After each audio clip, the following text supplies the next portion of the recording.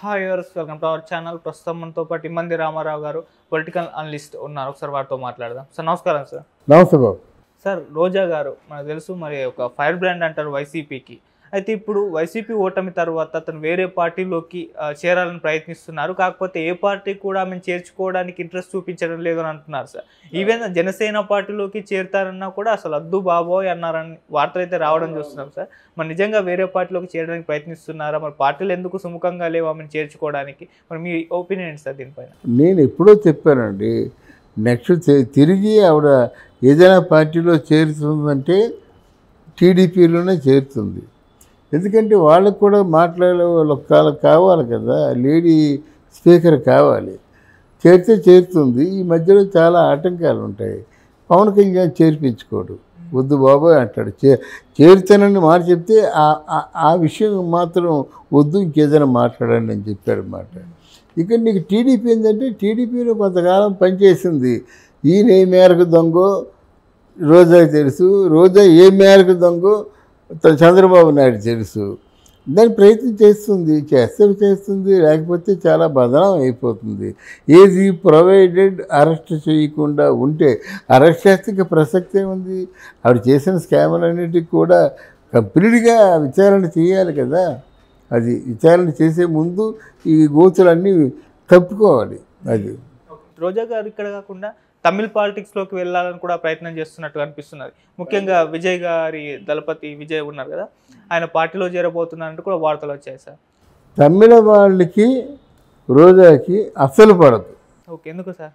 చెప్తాను చూడు. నీకు ఎవరు చెప్పలేదు, ఆవిడే చెప్పింది స్వయాన.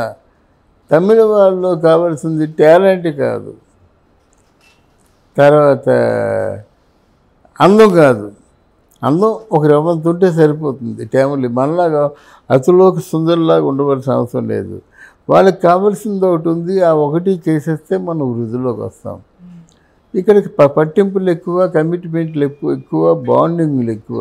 అది కరెక్టే. ప్రొడక్షన్ మేనేజర్ దగ్గర నుంచి ప్రొడ్యూసర్ వరకు వాళ్ళకి ఏదో కమిట్మెంట్లు కావాలి, ఇన్క్లూడింగ్ కెమెరామ్యాన్. అట్లా ఎవరు బాగా సినిమా పక్కా సినిమా అంటే ఉంటుంది కానండి, ఇలా బయట ఏదో ఎమ్మెల్యేలు మంత్రులు అయిన తర్వాత మళ్ళీ సినిమాలకి ఎవరు రాలేదు. ఆవిడకి ఇంకొక రకమైన టార్చర్ ఉంటుంది. ఇప్పుడు ఓ మంత్రిగా ఉండి సినిమాల్లో చేస్తుందంటే ఆవిడని ఎలాగైనా ఎన్ని వందల కోట్లు ఇచ్చినా పడగొట్టాలి. సినిమా నటిగా ఉంటుండగానే కబుర్లు చెప్పాలి, ఒక రోజంతా ఎంజాయ్ చేయాలని ఉంటుంది. ఎంజాయ్మెంట్ అంటే తప్పుగా అర్థం చేసుకోవడం కాదు. ఏ బీచ్ ఒడిన కూర్చొని 2 బిస్కెట్లు కాఫీ తాగుతూ అది కూడా మనసుకు ఉత్సాహమే కదా, అలాగుంటుంది. కనుక ఇవన్నీ ఇవన్నీ విషయాలు తెలిసినటువంటి నటి కనుక అక్కడ ఈ ఆర్టిస్టుల మాటలు ఏవి సాగవు. హీరో మాటలు సాగుతాయి, ప్రొడ్యూసర్ మాటలు సాగుతాయి, లేకపోతే ఫైనాన్షియల్ మాటలు సాగుతాయి, కొన్ని చోట్ల కెమెరామెన్ మాటలు సాగుతాయి. ఇలా ఉంటుంది. కానీ వీళ్ళ మాటలు, ఆర్టిస్టుల మాటలు మాత్రం సాగు. సార్, ఇప్పుడు మరి రోజా గారు మరి పొలిటికల్ ఫ్యూచర్ ఏంటి అంటారు? సార్, ఫ్యూచర్ నాశనం అయిపోయినట్టు అండి. మళ్ళీ వైసీపీ నుంచి పోటీ చేసి గెలిచే అసలు వైసీపీ అంతవరకు ఉండాలి కదండి. మళ్ళీ వైసీపీ 29 వరకు ఉండాలి కదా. మనం వైసీపీ గెలిస్తే మనకేమైనా ఇబ్బందా? లేదు కదా. నువ్వు అసలు పూర్తిగా నువ్వు చేస్తున్న పనులు అసలు నీ గురించి ఆలోచించే అవకాశం ఇవ్వటం లేదు. చూడరా ఎలా ఉండేవాడు జగన్మోహన్ రెడ్డి, ఎలాగ అయిపోయాడు పాపం అని నీ గురించి ఆలోచించి సింపథైజ్ చేసే అవకాశం ఇవ్వాలి కదా. పేటరేకపోతున్నావు, అటు జంతర్ మంతర్కి వెళ్ళిపోతున్నావు, ఇటేమో డీకే శివకుమారు కాంగ్రెస్ పార్టీలో కలిసిపోతానని కొంతసేపు పట్టావు, కలగాపులగం చేసేసి అందరికి కూడా కన్ఫ్యూజ్ చేసేస్తున్నావు. మళ్ళీ వచ్చే ఎలక్షన్స్ వరకు ఉండొద్దు. జగన్మోహన్ రెడ్డిని అరెస్ట్ చేయకపోతే వీళ్ళు ఊరికే ప్రశ్నార్థకం అవుతుందండి. పవన్ కళ్యాణ్ చంద్రబాబు నాయుడు ఎందుకలా వాగ్దానాలు చేశావు, ఎందుకలా ఛాలెంజ్లు చేశావు, నిన్ను నీ పిల్లల్ని తిరుగుతుంటే నువ్వేం చేసావు, ఏం పీకేమంటారు ప్రజలు.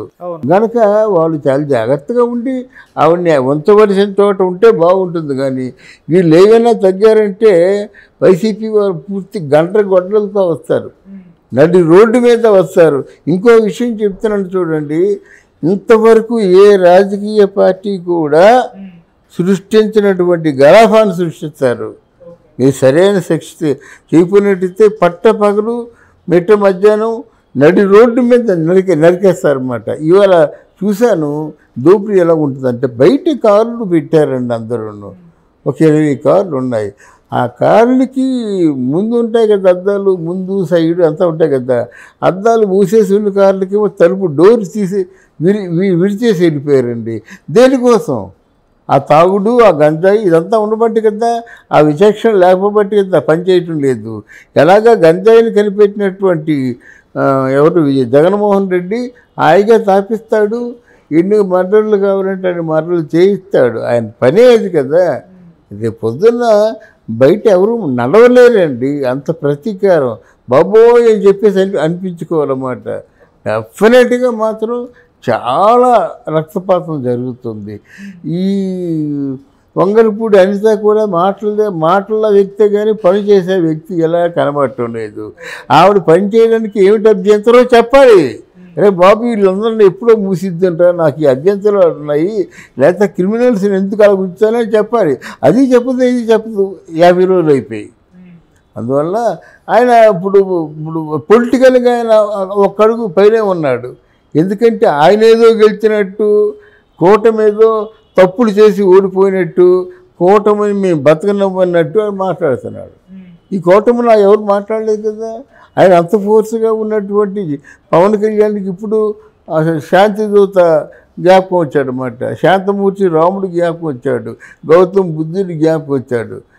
నీలో గౌతమ్ బుద్ధుని రాముడిని చూసి ఓటు వేయలేదు. నీ తాలూకు వేగం, నీ తాలూకు చైతన్యం, నీ తాలూకు ఆ విప్లవాగ్ని నీకు అలాగే చల్లారికంటే ఉంటుంది. ఈ విప్లవంలో స్వార్థపరులు అందరూ దహించిపోతారు అనే ఉద్దేశంతో ఓట్లేశారు. ఏదైనా చేశారా మీరు? తిమ్మింగిలాలు ఉన్నాయండి ఇక్కడ, తప్పులు చేసిన తిమ్మింగిలాలు ఉన్నాయి. మీరు ఎప్పుడు ఆలోచిస్తారు? ఏమిటి శాంతి శాంతి శాంతి, ఎంతకాలం శాంతి? ఆ శాంతి విజయసాయిరెడ్డి సీరియల్ లాగా ఎంతకాలం అండి శాంతి? మీ చేతకైతే వదిలేయండి, ఇంకెవరు వస్తారు. అదే నాకు కొంచెం అది అనీజీగానే అనిపించింది అన్నమాట. అంటే ఇప్పుడు రోజాకి పొలిటికల్ ఫ్యూచర్ లేదు, వైసీపీకి లేదు అన్న ఒపీనియన్లో మీరు ఉన్నారంట సార్?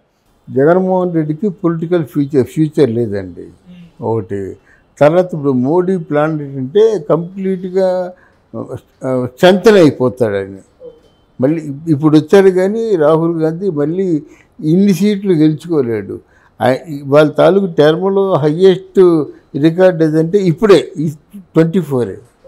కనుక నెక్స్ట్ మోడీ ఏం చేస్తారంటే డెఫినెట్గా ఆయన్ని బలగాన్ని పడగొడతాడు. అంటే మళ్ళీ వచ్చిన ప్రమాదం ఎలాంటి ప్రమాదం రాకూడదు అన్నమాట. తర్వాత మళ్ళీ నేను అనుకుంటున్నాను అమిత్ షా అవుతాడా, లేకపోతే రాజ్నాథ్ లేకపోయినట్టు ఎవరండి, నితీష్ గడ్కరియా ఎవరో అవుతారు అన్నమాట. 3 సార్లు అయిన తర్వాత 4వసారి అవ్వడైనా మరి 4వసారి 5వసారి అయినటువంటి సందర్భాలు ఉన్నాయి జవహర్లాల్ నెహ్రూకి. అది కనుక వీళ్ళు ఎవరిని బతకనివ్వడండి. మోదీ స్ట్రాటజీ వేరు. ఆయనకి ఇష్టం లేకపోతే పాతాళ లోకాన్ని తొక్కేస్తాడు, ఇష్టం ఉన్నట్టయితే మాత్రం ఆకాశానికి ఎత్తేస్తాడు. కనుక నా దృష్టిలో ఈ జగన్మోహన్ రెడ్డి గారికి రాజకీయ భవిష్యత్తు ఉండదు. Thank you so much. Thank you అమ్మా.